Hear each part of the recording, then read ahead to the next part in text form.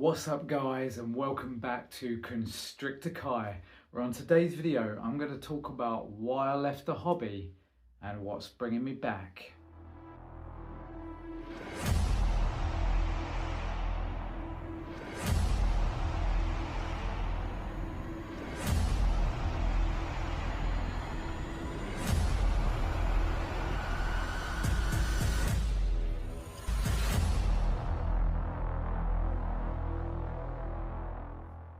Hey guys, how are you all doing? How are your animals doing? How's your projects doing? Let me know in the comments. It's been a long time. And on today's video, I just want to talk about why I left the hobby, what's going on in my life, and why I'm coming back. Now, for those of you that used to follow the channel, I think it's something like 3+ years ago since I wound it down and just completely disappeared from YouTube. You probably remember that we started off in around 2019, and I was a real beginner, specifically working with ball pythons and getting into hobbyist breeding. I'd kept reptiles for a number of years at that point, working with different types of snakes, like royals, and I had Burmese pythons, retics, mainly boas, carpet pythons, Brazilian rainbow boas. I've always loved reptiles. But at that point, I'd really got into ball pythons and been bitten by the bug and become extremely passionate about them. So I started a YouTube channel, and it was just a very tiny little channel, just mainly trying to document my journey and connect with people all over the world. And I had no idea that it would grow into what it did. It became one of the biggest channels in the UK, connected with a lot of people around the world, and it did really well, and I was extremely proud of that. I got to work with some awesome people out there and develop a group called the Four Horsemen, with Ron from BBM Reptiles, Shane, Kelly from Small Town Exotics, and Robert Barrowclough from Royal Balls, and we got to do lots of collaboration videos and different things. My animal collection of ball pythons grew and grew, and that became awesome, but a lot of work. Now, you're probably thinking, Rich, why, when everything was going so well and you did so well, did you just disappear and wind down your videos? And it's a really hard one to explain, but it's quite simple. There's not much complex behind it.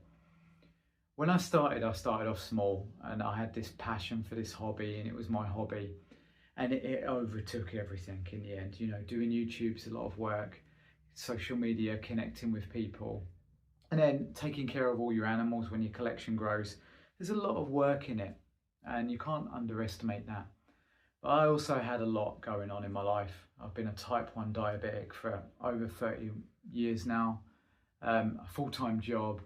I've got my children, my family, and I had various other hobbies. You might see this is my dojo. I've always had a passion for martial arts and training and things like that.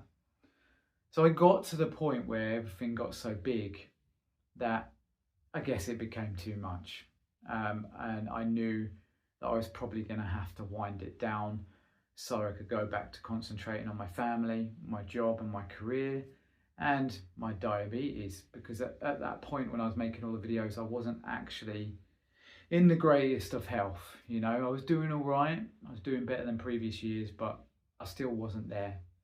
So I decided I was going to leave, and unfortunately I left quite abruptly, which I do regret. I just disappeared. All the people close to me knew I was going, but I don't think the people that watched my videos around the world did, and probably couldn't understand why. And why did I delete all my content? I guess it was because I never thought I was coming back, but I also knew I couldn't leave such a huge part of me on YouTube when I wasn't going to be in the hobby. I was bumping into people out in public when I knew I was getting out, and they were talking to me about their snakes, and they were so passionate, and I just wasn't feeling it in here anymore, and that was quite difficult. It was difficult, so I took it away. I do regret it. I do regret leaving, and I think there was probably a better way of me doing it all, but that's what happened, guys. So in between that time, I obviously wound down my collection to about 13 snakes, which I've still got now. I focused on my career, and my career started going much better in my job. I became way better in my job, way more focused on my family, spending more time with them. And I focused on my health. I really got my diabetes under control, and I really spent a long time training. I was training 6 days a week, and I was doing really well. My health was getting better and better.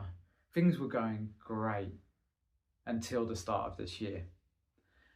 The start of this year, I got a virus, which was a bit, I don't know. I mean, it was one of those chest ones. It really brought me down. Carried it for 3 weeks, carried on working, carried on training, and I got to the end of it. It passed for about 2 weeks, and then all of a sudden, something was wrong. I was working out one day, and I thought basically I was having a heart attack. I was getting some unusual feelings in here and in my stomach. To cut a long story short, I would start going to the doctors, and they would start doing a lot of tests. It would take them about 3 months to do an endoscopy, and that's where they put the camera down your throat, and to work out that I had gastritis. Now, if you know anything about gastritis, guys, it's quite devastating, and it's also quite hard to get rid of. It's inflammation of the stomach, and as you might tell, I'm quite thin at the moment. I've lost over 2 stone in weight. It's been quite hard to consume the calories and eat the way I used to. You really have to change your lifestyle in what food you're eating, going on a low acidic diet, cutting out all the processed stuff. Not that I had much of that anyway. You can't really get all the protein in that I used to eat, so it makes it difficult to train and to work out. And it took me out of the game for a while.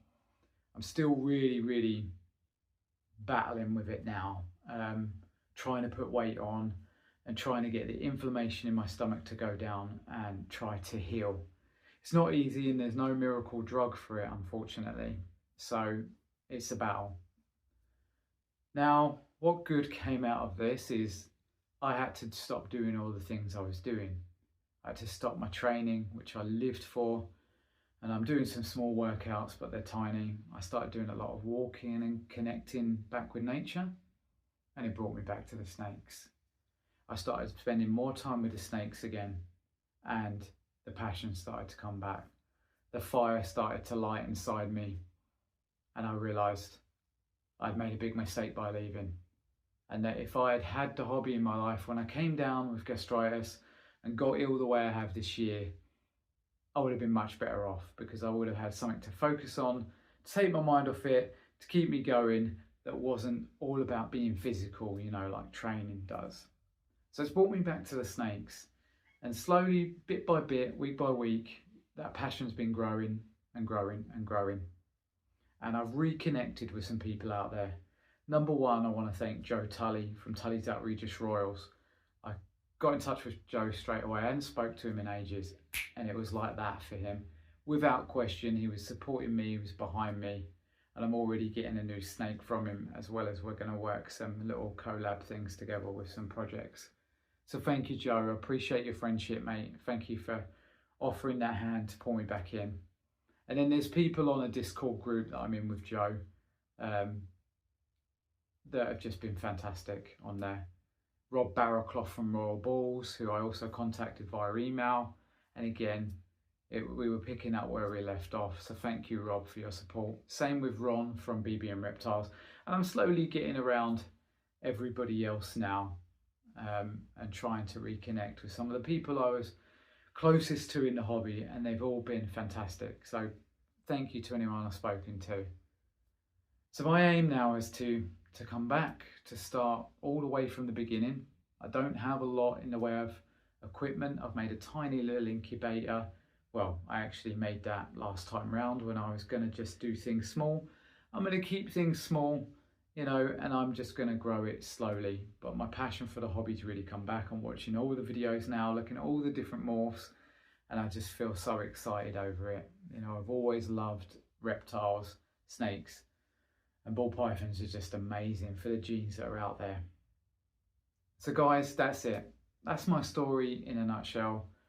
Why I left, why I'm back. Unfortunately, it was illness that has brought me back.